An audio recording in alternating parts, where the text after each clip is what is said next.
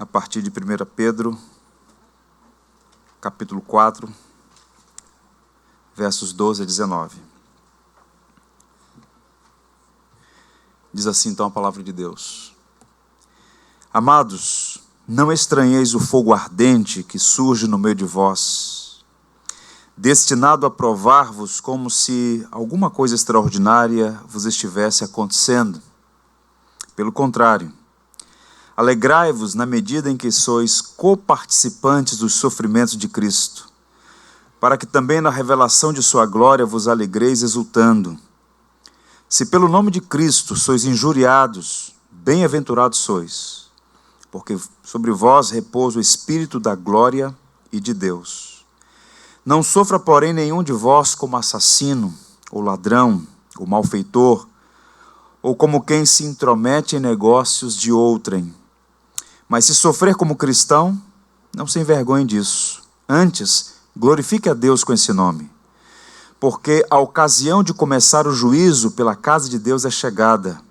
Ora, se primeiro vem por nós, qual será o fim daqueles que não obedecem ao Evangelho de Deus? E se é com dificuldade que o justo é salvo, onde vai comparecer o ímpio? Sim, o pecador. Por isso também, os que sofrem segundo a vontade de Deus, encomendem sua alma ao fiel Criador na prática do bem. Que o Senhor nos abençoe. Como ainda há pouco eu disse, todos os anos a missão Portas Abertas divulga uma lista mundial de perseguição. Esta lista consiste em um ranking de 50 países, onde a perseguição aos cristãos é constante e afeta a vida daqueles que professam sua fé em Jesus Cristo. Essa perseguição vai desde uma restrição ao culto, até mesmo prisão e morte. Há 215 milhões de pessoas, e essa informação não foi dada assim aleatoriamente. Houve um cruzamento de dados, de informações, e nós sabemos que hoje, em várias partes do mundo, a igreja tem sofrido intensa, em alguns lugares, cruel perseguição. No topo dessa lista, a Coreia do Norte, o país mais fechado do mundo. Há campos de trabalho forçado em que nossos irmãos, nesse momento, estão padecendo, simplesmente porque professam a sua fé em Jesus Cristo, Filho de Deus. A Líbia, muito recentemente, salvo engano, em 2015, quando o Estado Islâmico ali fez as suas intervenções malignas, 21 cristãos foram decapitados numa praia, filmados e exibidos no mundo inteiro. Cristãos de origem copta, do Egito. A mãe deles, uma senhora, pelo menos 2 daqueles que foram mortos ali, uma senhora com mais de 60 anos, ao ser informada sobre aquilo, ao invés de lamentar, glorificou a Deus, porque antes deles serem decapitados, todos eles glorificaram a Jesus Cristo, antes que o algoz ceifasse a cabeça deles. Na Nigéria, um grupo terrorista chamado Boko Haram tem incendiado vilas inteiras, violentado crianças, uma crueldade terrível. Mais recentemente, no Sri Lanka, e me chamou a atenção porque nós temos uma dívida com o Sri Lanka, o antigo Ceilão. Fui lá naquele país, inóspito, no sul da Ásia, em que João Ferreira de Almeida, um português, pastor da igreja reformada holandesa no futuro, traduziu a Bíblia para o nosso idioma. Terroristas explodiram bombas em igrejas num domingo de Páscoa, ceifando também muitas pessoas. É triste tudo isso, muito triste. A Turquia, recentemente visitamos a Turquia e fomos informados que Istambul, uma cidade com 20 milhões de habitantes, não é a capital da Turquia, a capital é Ankara, mas é a histórica cidade de Constantinopla, agora Istambul, 20 milhões de habitantes. Há ali 2.500 cristãos. O Império Bizantino, a capital do antigo Império Bizantino, os principais documentos do cristianismo produzidos ali naquele circuito, Niceia, Calcedônia, hoje não há cristãos. Esmirna, uma cidade que aparece no Apocalipse como recebendo uma carta do próprio Cristo via apóstolo João, hoje a terceira maior cidade da Turquia, com 4 milhões de habitantes, Izmir, 4 milhões de habitantes, tem 70 cristãos. A Turquia é herdeira do antigo Império Otomano, que cometeu crimes que ainda hoje não reconhece, como genocídio armênio, boa parte dos armênios cristãos assassinados, 1,5 milhão de pessoas. O Egito, 10% do Egito é cristão, cristãos coptas, uma igreja antiga. Sofre perseguição, igrejas incendiadas, bombas explodem aqui e acolá. São cidadãos de segunda classe, não podem participar de concurso público, são párias, estigmatizados de toda maneira. E o que é triste nesse processo? O Ocidente fecha os olhos. A mídia, que levanta as bandeiras da tolerância, mas boa parte dela, anticristã, deliberadamente anticristã, ignora, omite e distorce. Quando aquelas bombas explodiram no Sri Lanka, o Barack Obama e a Hillary Clinton recusaram-se a chamá-los de cristãos. Chamaram-os no Twitter de adoradores da Páscoa. Então, se cristãos estão sendo assassinados, crucificados, queimados vivos, espoliados, violentados, são apenas cristãos. A mídia trata assim. E as razões pelas quais isso acontece, Cristo deixou muito claro. Se odiaram a mim, odiarão vocês também. Roger Scruton, que é uma das maiores mentes do mundo ocidental hoje, um inglês que escreve muito bem, disse que o único preconceito tolerado no mundo hoje é o preconceito contra os cristãos. Você tem que aceitar tudo e todos, menos o cristianismo, que reivindica a sua singularidade. Só Cristo salva. Eu sou o caminho, a verdade e a vida. Ninguém vem ao Pai senão por mim. Ponto pacífico. E pensar da igreja. Por que a igreja fecha os seus olhos em relação a essa realidade? Por vezes porque ela ignora, ela não conhece essa realidade. O fato de você vir ao endereço hoje, em plena liberdade, numa manhã de domingo, é um privilégio que 215 milhões de irmãos seus não têm. E nós fazemos todo tipo de dificuldade, ou pelo menos criamos as dificuldades. Se está muito sol, está quente demais. Se cai uma garoa, não vou me resfriar. Alguns que moram ao lado da igreja, no bairro da igreja, nas cercanias da igreja. Nós somos muito abençoados e essas bênçãos todas, elas vêm acompanhadas de responsabilidades intransferíveis. E mesmo nós que não temos aqui, em tese, uma perseguição tão intensa quanto aqueles irmãos em outras partes do mundo, regimes totalitários, comunistas, por exemplo, regimes fechados como o terrorismo islâmico, nós também sofremos algum tipo de perseguição. Basta ver o que acontece nas nossas universidades, com os nossos filhos, a hostilidade ao simples fato de ser cristão. O texto que nós lemos é um texto importante, por quê? Pedro, ele está escrevendo esta carta, a primeira carta do apóstolo Pedro, a um grupo de igrejas espalhada em 5 províncias do antigo Império Romano. É a primeira carta de Pedro. E o contexto daqueles irmãos é muito similar ao contexto que nós vivemos hoje. É um contexto de perseguição, é um contexto em que ser cristão tinha consequências, era um crime contra o Estado. A perseguição do Império Romano foi uma perseguição real, foram 10 perseguições, é bem verdade que elas eram intermitentes e variava o grau de intensidade, mas era uma perseguição real.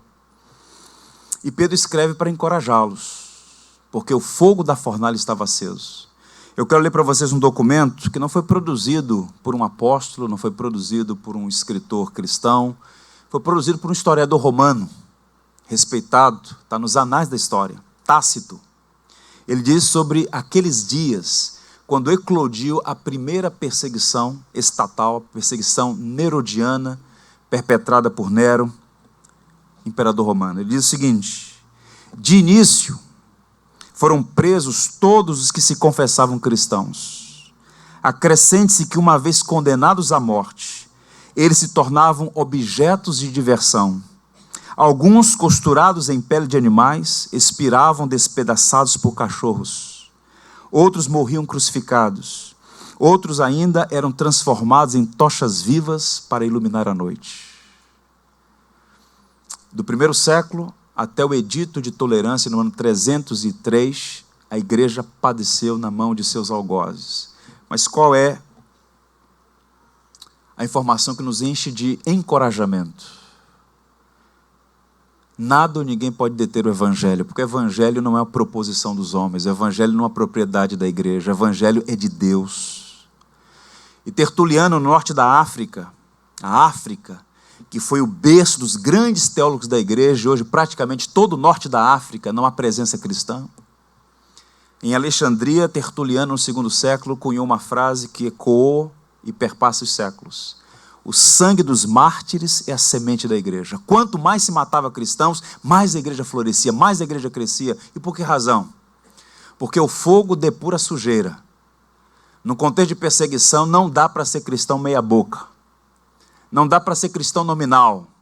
Não dá para ser cristão, vem um domingo e faltam 4 domingos. Não dá para ser um cristão em que não há comprometimento com Cristo e com a sua igreja. Ou você é ou você não é. E quando você permanece no Evangelho, quando você está conectado à videira e dá frutos, o que é mais importante não é a escritura do seu imóvel, não é a sua renda, não são seus filhos, não é a sua esposa, é Cristo. E muitos deles, muitos pais com lágrimas nos olhos, no Coliseu Romano, com a espada na cabeça, eram intimidados a abandonar o Evangelho, a negar Cristo. Ele dizia, Cristo é o Senhor.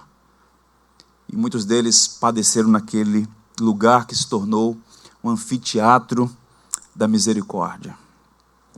Pedro então escreve essa carta, e é uma carta preciosíssima, e a perícope, o texto que nós lemos, dá aqui algumas recomendações pastorais aos que sofrem. E antes de ler algumas dessas proposições que eu queria compartilhar com os irmãos, eu queria fazer apenas uma observação, antes da gente seguir.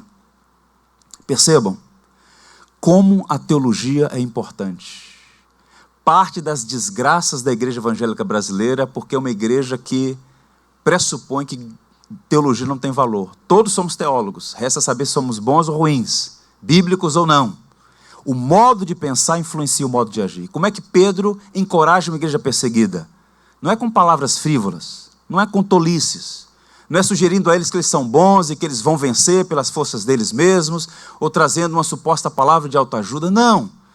Pedro trabalha com teologia. Ele corrige o entendimento para que a correção do entendimento implique em mudanças comportamentais. E aqui algumas verdades gloriosas. Eu sei que possivelmente ninguém aqui está sofrendo um tipo de perseguição a ponto de ser levado para o cárcere por professar sua fé em Cristo, mas essa passagem se aplica a todos nós, em variados graus de dificuldade, de adversidade, de tribulação.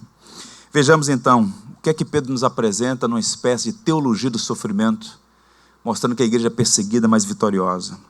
Primeiro, o cristão não deve se surpreender com o sofrimento. Verso 12, observe aí o texto bíblico. Amados, não se surpreendam com o fogo que surge entre vós para provar, como se algo estranho estivesse acontecendo. O que é que Pedro está dizendo aqui? A tribulação, a adversidade, o conflito, a perseguição são inerentes à fé que você abraçou. Observe que Jesus Cristo, em toda a trajetória do seu ministério, sempre quis esclarecer os seus discípulos sobre os riscos do discipulado. Ele nunca ludibriou as pessoas dizendo, olha, sigam-me e os ventos serão sempre favoráveis. Não, nunca disse isso. Muito pelo contrário. Se perseguiram a mim, perseguirão vocês também. E todos os apóstolos, exceto João, todos eles, foram mortos, martirizados. Está documentado. No livro de Atos, nós temos uma passagem que descreve os primeiros dias, as primeiras atividades missionárias da igreja, a igreja saindo para anunciar o evangelho e enfrentando as resistências todas. No capítulo 14 é dito assim, tendo anunciado o evangelho naquela cidade, feito muitos discípulos, esse é o propósito da igreja, fazer discípulos, voltaram para Listra, Icônio e Antioquia, na região da Turquia ali, fronteira com a Síria. Fortalecendo a alma dos discípulos, exortando-os a permanecer firmes na fé e mostrando, ouçam, você que é discípulo de Cristo, que através de muitas tribulações nos importa entrar no reino dos céus. Tribulações, pelo simples fato de professar sua fé em Cristo. Uma das marcas da verdadeira fé é sua perseverança. Jesus disse que aquele que perseverar até o fim, este será salvo. Paulo, escrevendo a Timóteo, escreve dentro de uma prisão romana, na antessala da morte, sua última carta, todos quantos querem viver piedosamente em Cristo Jesus serão perseguidos. É o que a Bíblia diz de modo muito claro. Portanto, não fiquem achando que é algo estranho, incomum. Não, a perseguição, ela sempre aconteceu e sempre acontecerá. Em uma das minhas viagens a Cuba, conversei com uma irmã, esposa de um pastor, com o qual mantenho contato até hoje, Elisama Lobaine. Família cristã próspera, eles eram muito ricos, fazendas. Cuba era uma das grandes economias das Américas. Da noite para o dia, intervenção, golpe comunista, e o Estado então toma tudo daquelas famílias, e da noite para o dia aquela família que tinha uma boa situação fica absolutamente na mais absoluta pobreza, sem nada. E então aquele homem maduro em Cristo, discípulo do Senhor, reúne a família e diz: olha, o Estado nos roubou o que tínhamos, mas o tesouro maior permanece, nós temos a Cristo. Nós temos a Cristo. E a nossa leve e momentânea tribulação não pode se comparar ao que está reservado para nós. Permaneceram firmes, todos eles, todos eles. Spurgeon, o grande pregador batista, dizia: no céu ninguém usará coroa se não carregar a sua cruz aqui embaixo. E as cruzes que nós devemos carregar, elas variam de peso e de tamanho. É a providência que designa. Mas todos nós devemos levar as nossas cruzes, pedindo a Deus graça para suplantar os obstáculos e seguir em frente. Segundo, o cristão passa pelo sofrimento como uma provação. O verso 12 ainda vai dizer o seguinte: que se for o que surge é para provar. Qual é o entendimento de Pedro? Deus é soberano. Nada, absolutamente nada é contingencial e foge ao controle do soberano Deus de toda a terra. O livro de Provérbios diz que assim como o ribeiro de águas, assim é o coração do rei. Deus inclina para onde quer. A palavra de Deus é a palavra final. Deus é soberano sobre todas as coisas. Esse Deus soberano não apenas permite, Ele envia, com um propósito que muitas vezes nos escapa ao entendimento, situações adversas com o propósito último de nos transformar em imagem de seu Filho. O texto vai dizer que o propósito era provar.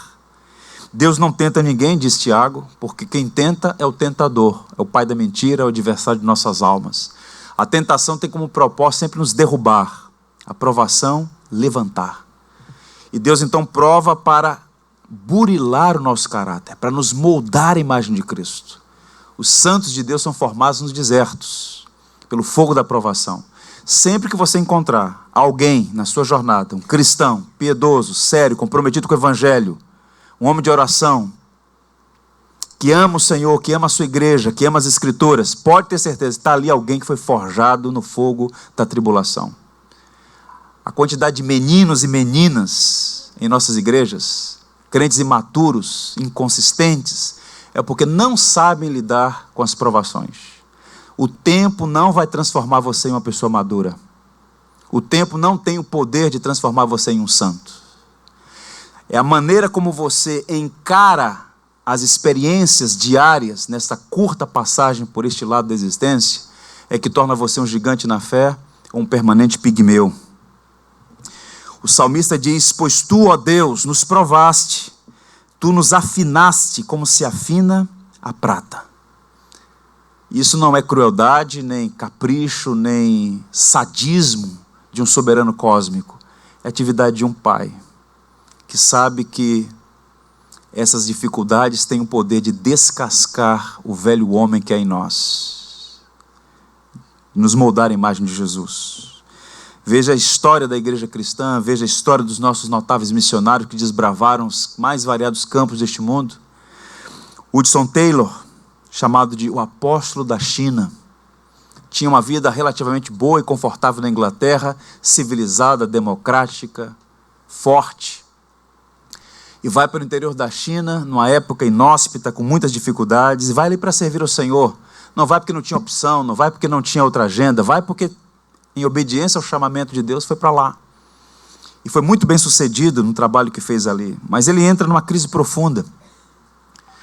Porque no caminho da obediência, ele começa a perceber que há muitos ventos contrários. Problemas relacionais, problemas com a cultura, oposição estatal, as religiões impregnadas no coração de um povo idólatra, a língua absolutamente difícil, os dialetos todos naquele interior da China. E como se tudo isso não fosse suficiente, ele passa pelo drama de perder a filha. Ele tem que sepultar a filha no campo missionário. Ele entra numa crise profunda, porque ele está no fogo da provação.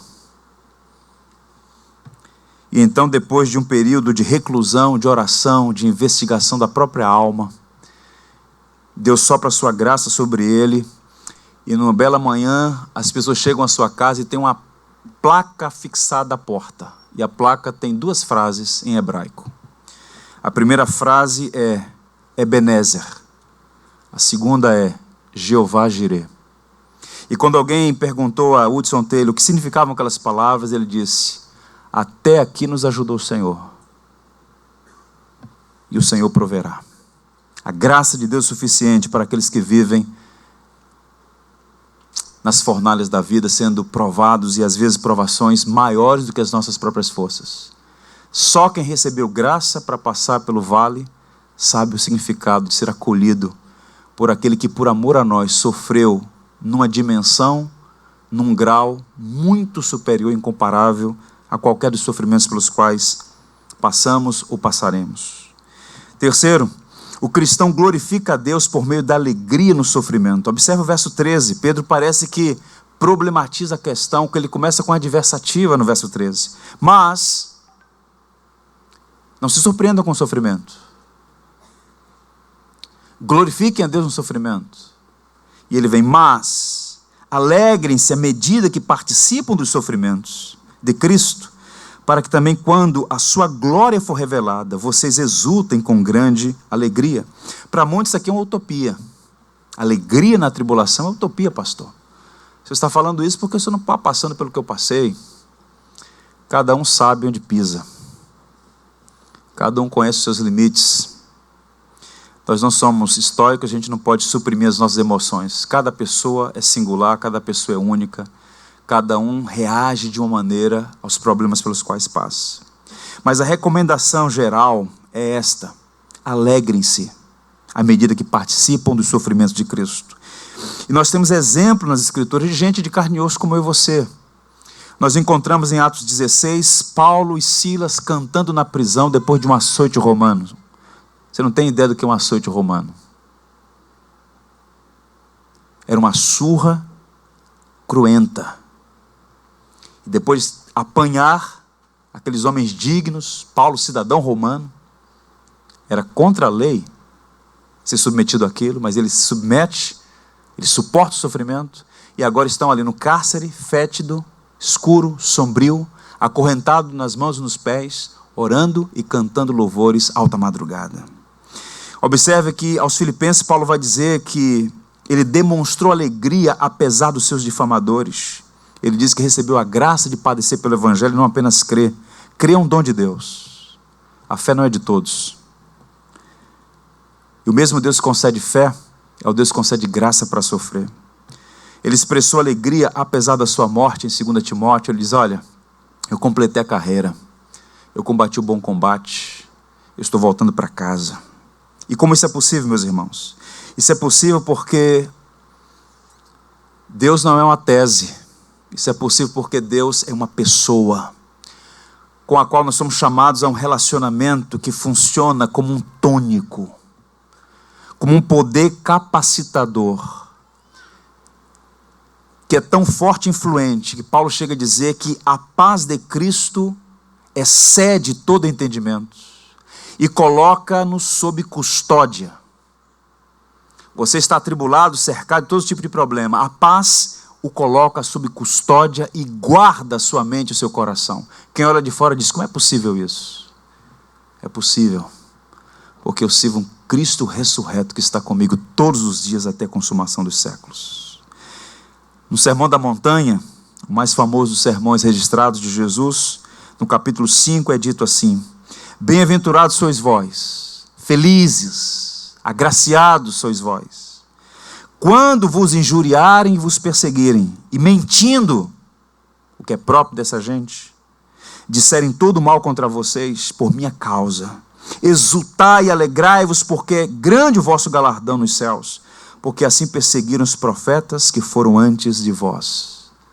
Há uma tradição, há uma história, há uma nuvem de testemunhas. E é impressionante como a igreja brasileira foi infectada com a teologia retributiva.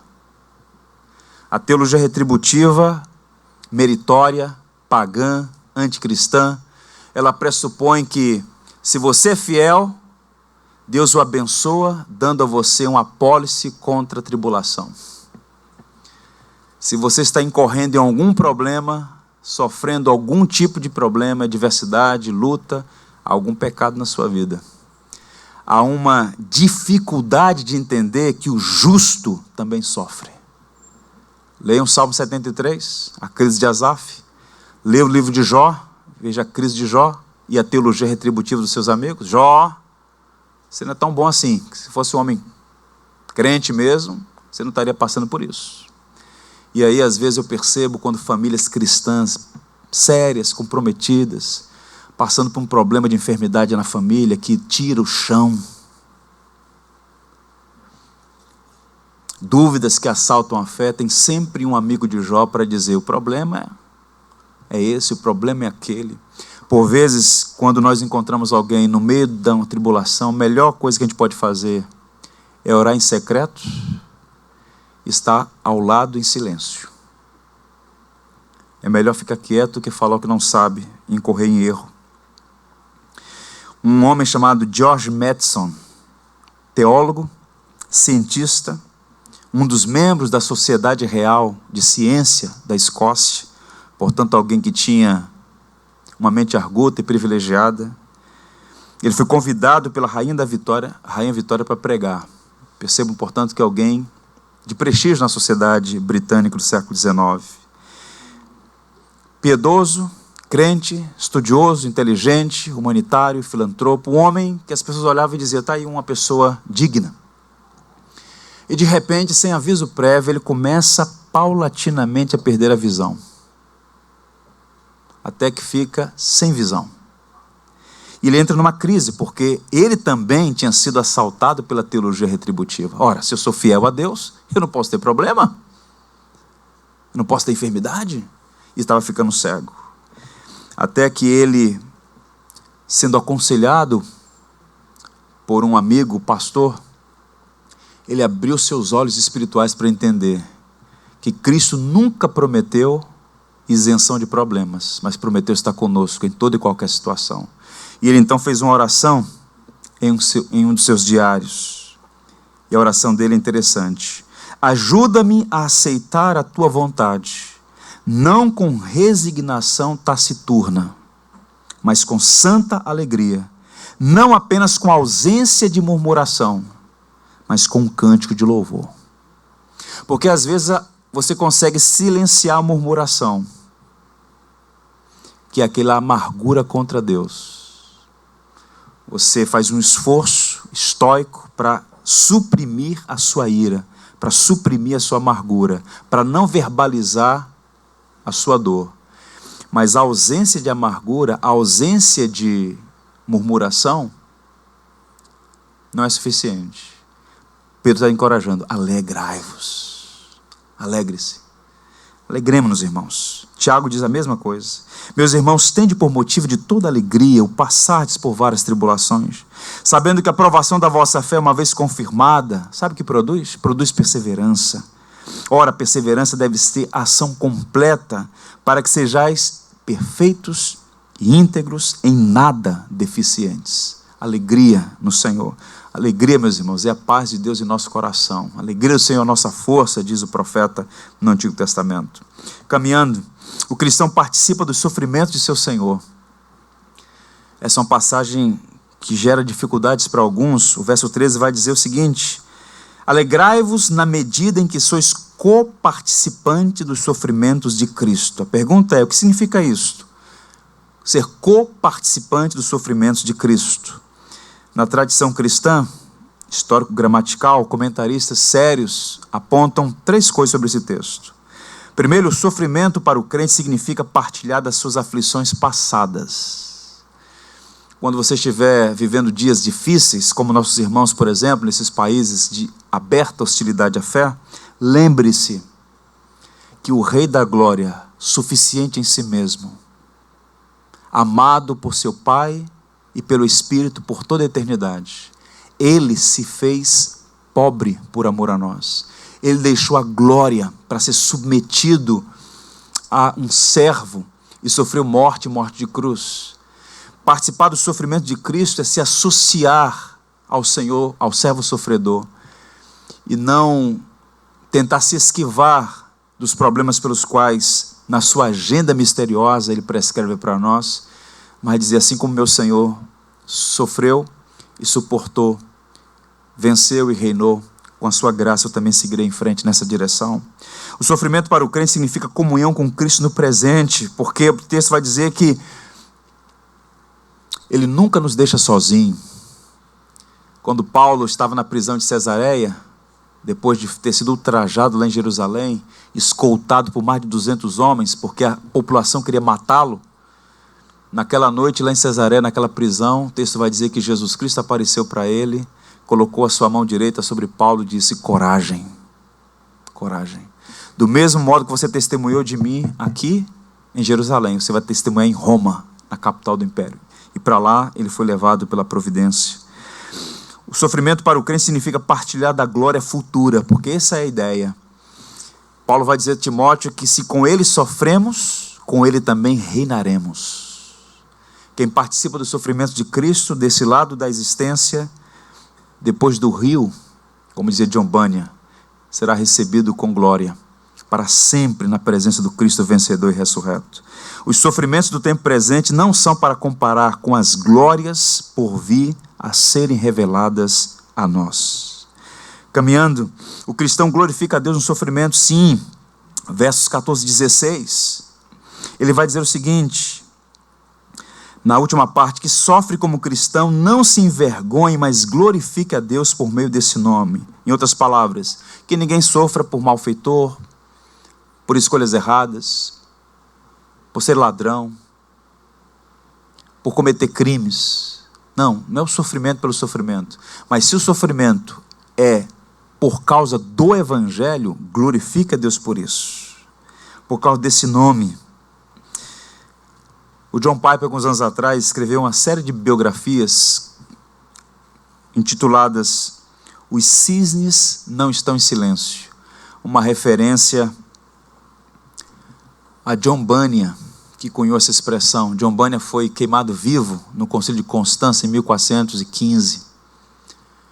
E essa série de biografias que nos inspiram, que nos encorajam, boa parte delas é sobre cristãos que passaram por intensas provações. Ele diz assim: os cisnes cantam mais docemente quando sofrem.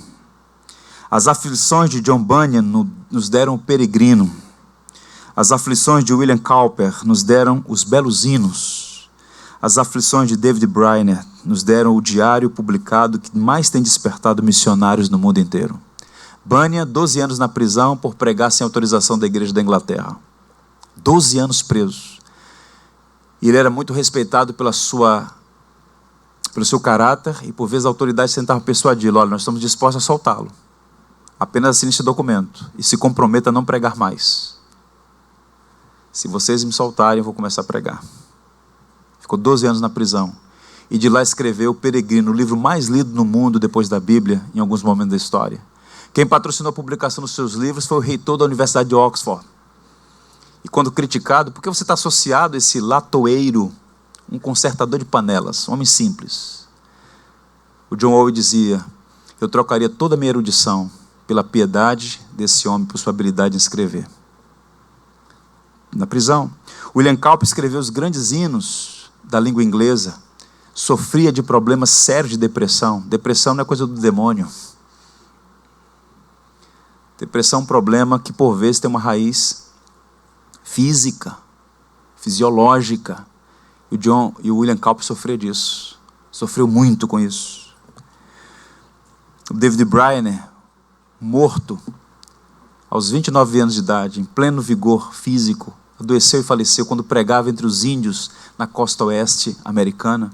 Escreveu um diário que o seu sogro, na verdade, ele iria casar-se com a filha do Edwards, ele publicou. E esse livreto, que é o diário de David Brainerd, é o combustível que Deus usou para incendiar as igrejas nos Estados Unidos e fundar as principais sociedades missionárias. Não havia nenhuma sociedade missionária nos Estados Unidos antes deste livro, o Diário de David Brainerd.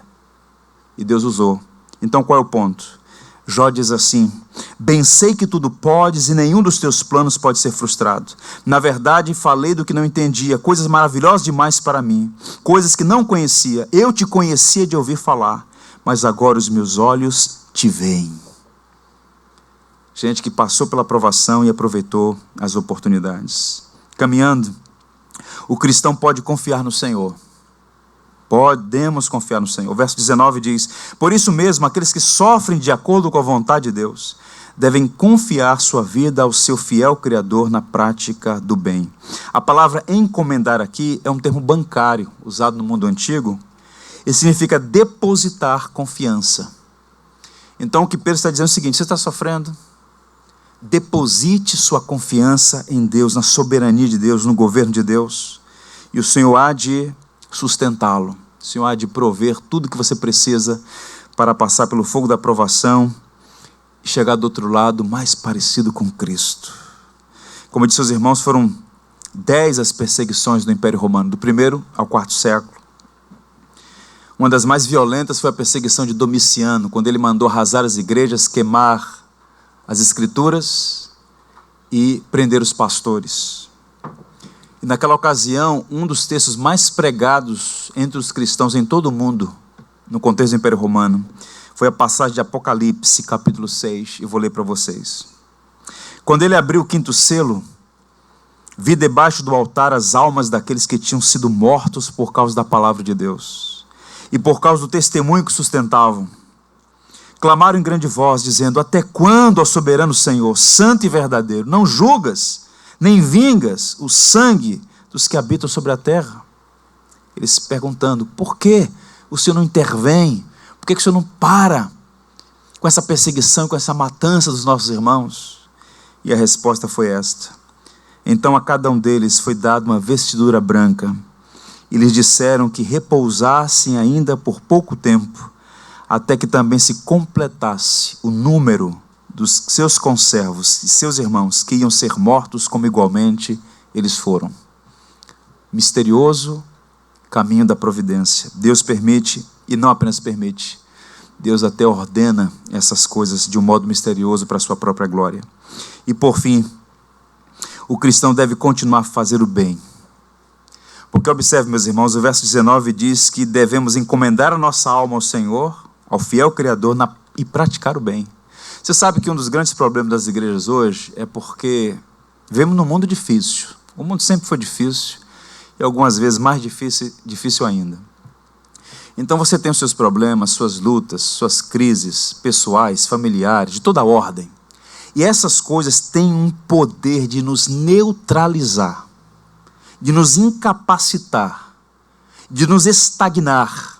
Então nós ficamos parados, inertes, inabilitados para seguir em frente, cumprindo a missão, entre outras coisas, de trabalhar na edificação da igreja, na propagação do evangelho.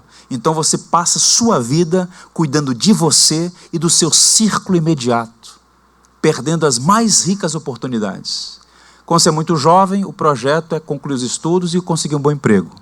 Quando você está no emprego, o projeto é continuar empregado até se aposentar. E quando se aposenta, então agora é hora de descansar, porque eu já estudei muito, já trabalhei bastante. E você passa uma vida inteira de desperdícios totais.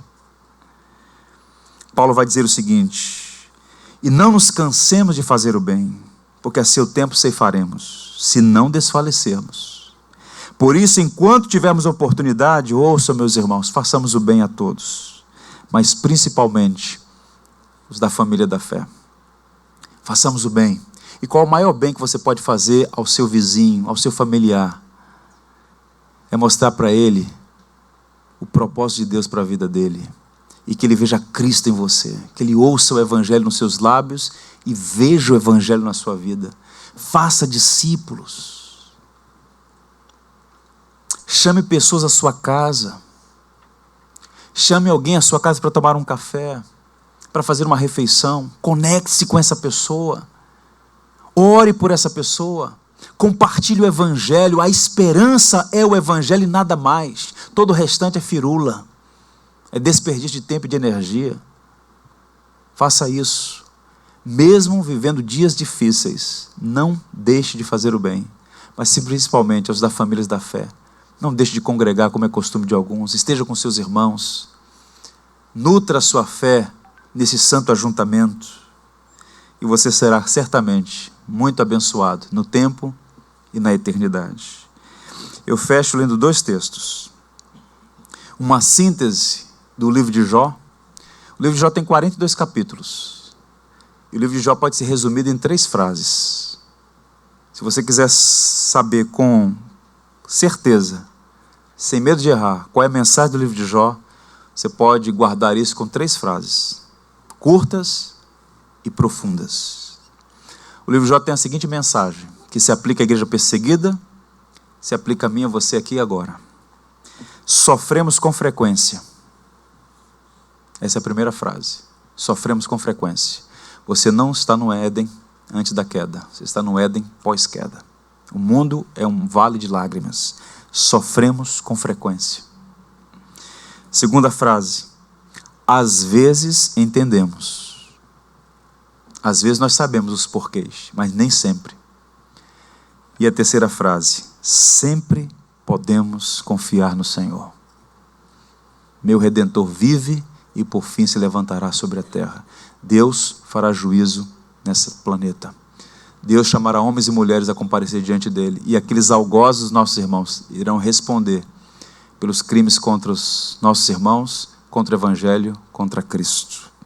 Encerro lendo Romanos. Que o Deus da esperança os encha de alegria e paz, pois em sua confiança nele, para que vocês transbordem de esperança pelo poder do Espírito Santo. E a igreja diz, amém, amém.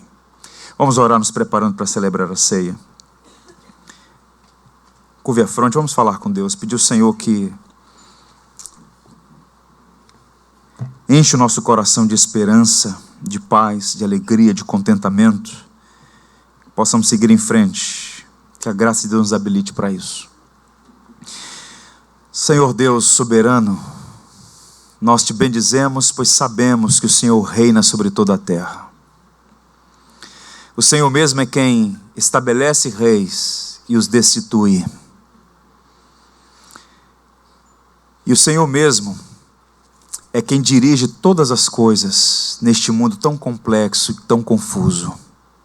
Nós rogamos a tua misericórdia mais uma vez em favor dos nossos irmãos que são perseguidos, pelos pais que lamentam pelos seus filhos, pelos filhos que lamentam por seus pais. Que a tua graça bendita e maravilhosa os conforte e eles possam permanecer firmes no Evangelho. Quanto a nós, Senhor, ajuda-nos, porque também em algum grau temos as nossas lutas, temos as nossas perseguições, sofremos as nossas tribulações. Que o Senhor nos ampare e que o Evangelho seja suficiente para manter os nossos olhos em Cristo, seguindo em frente, cumprindo a missão. Desperta-nos para que sejamos arautos da graça, discípulos de Jesus, fazendo outros discípulos, levando pessoas ao entendimento de que a tua graça nos basta. Nesta hora em que celebraremos a ceia do Senhor, ó Deus bendito, que esta mesa seja uma grande mensagem para nós. O Cordeiro que foi morto está vivo. E nós podemos confiar na sua soberania e misericórdia. Perdoa os nossos pecados e sustenta a nossa fé em Jesus. Em nome dele oramos. Amém e amém. Vamos cantar. Por tudo que tens feito, por tudo que vais fazer, por tuas promessas e tudo que és, eu quero te agradecer com todo o meu ser. Te agradeço, meu Senhor. Te agradeço, meu Senhor. Te agradeço por me libertar e salvar.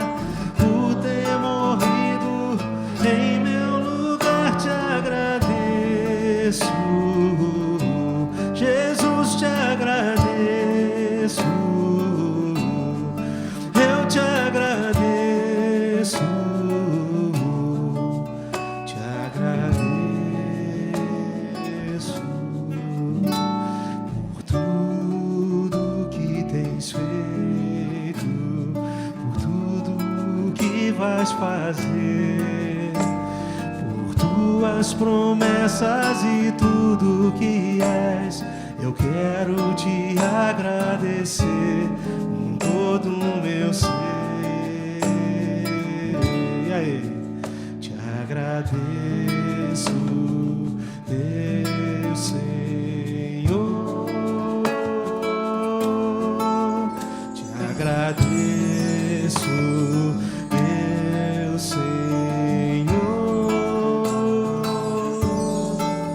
Te agradeço por me libertar e salvar, por ter morrido em meu lugar. Te agradeço, Jesus, te agradeço.